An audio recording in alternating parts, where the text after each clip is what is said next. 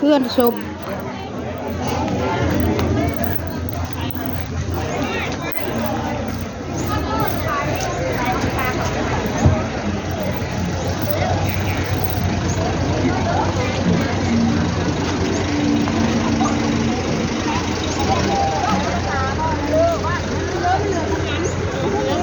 เบอร์แหละเป็นพอนี่ละเย้ซองอันได้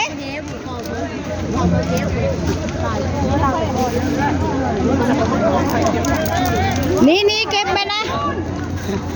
นี่ไปเบียดไม่ได้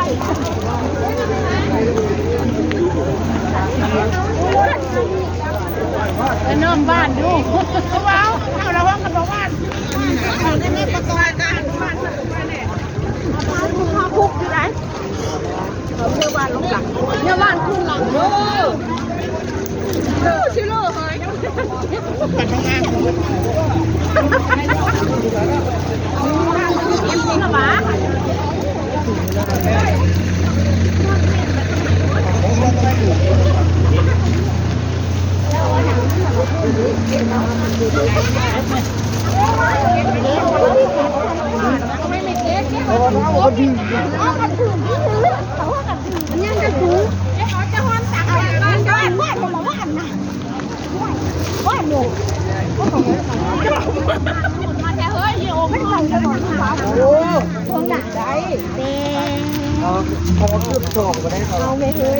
แน่ไม่ทันในนี้กูแน่ไหม